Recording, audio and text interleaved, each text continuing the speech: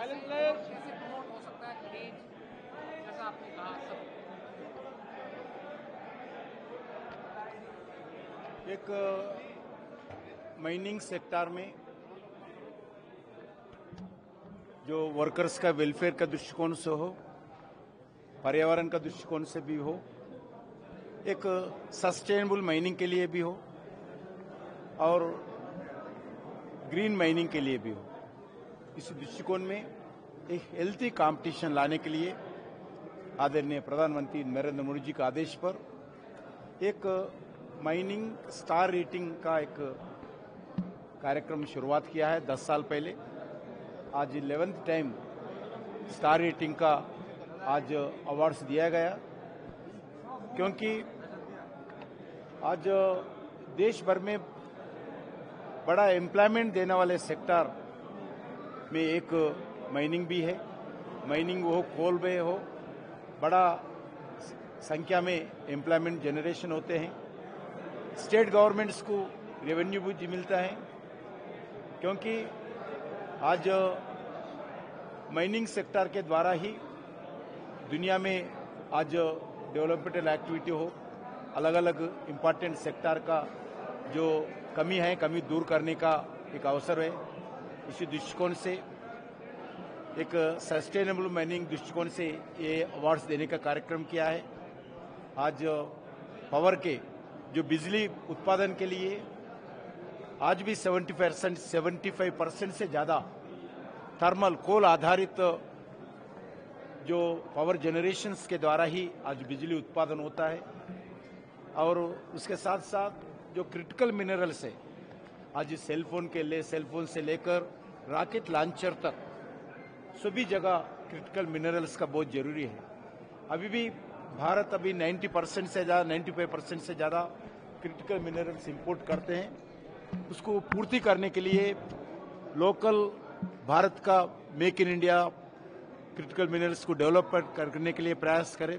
उसके साथ साथ अलग अलग विदेशों में भारत का प्राइवेट कंपनी जाइए और भारत का सरकार का पीएसयू जाकर क्रिटिकल मिनरल्स को माइनिंग करके भारत लाने के लिए भी प्रधानमंत्री जी लगातार प्रयास करें। अभी माइनिंग मिनिस्ट्री 2-3 कंट्रीज में अभी इस विषय पर चर्चा कर रहे, और अर्जेंटीना जैसा देश में 5 लिथियम ब्लॉक्स भारत सरकार अर्जेंटीना सरकार से बातचीत करके गवर्नमेंट टू गवर्नमेंट हम 5 ब्लॉक्स लिया है। उसका एक्सप्लोरेशन काम शुरू किया है। जल्दी ही उधर माइनिंग करके लिथियम भारत लाने के लिए प्रयास करें। वैसे ही राजस्थान में भी लिथियम ब्लॉक्स का आइडेंटिफाई किया है।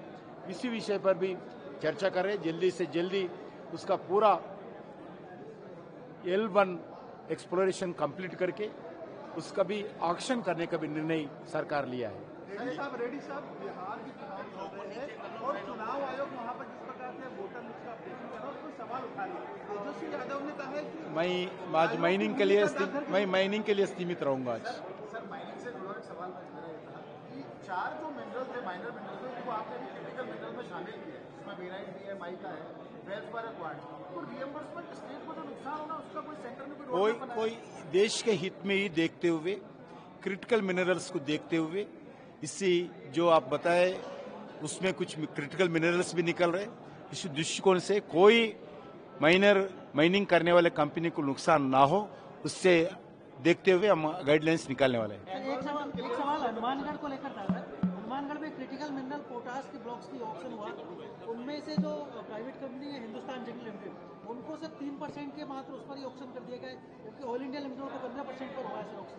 ऐसा जो ओपन एक्शन करते हैं, इसमें ट्रांसपेरेंसी के साथ करते हैं। अभी भी स्टडी कर लेना चाहिए।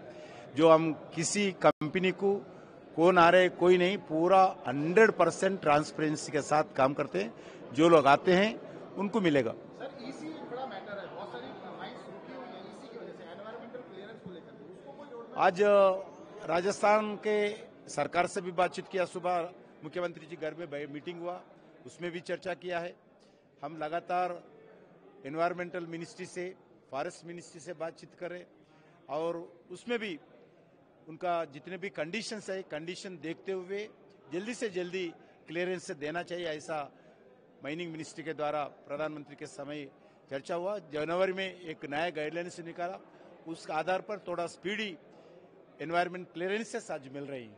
एक सर आपने अपनी देश की जो पहली गोल्ड माइन थी सर, वो भी उसमें इंटरनेशनल ऑर्बिटेशन में फंसी हुई है, उसको लेकर के आपकी तरफ से क्या प्रयास हो रहा है? वो अभी इंटरनेशनल आर्बिट्रेशन में है, जितना जल्दी हो सकता है, मगर वो माइंस दो भी माइंस को हम जल्दी एक्शन करने वाले हैं।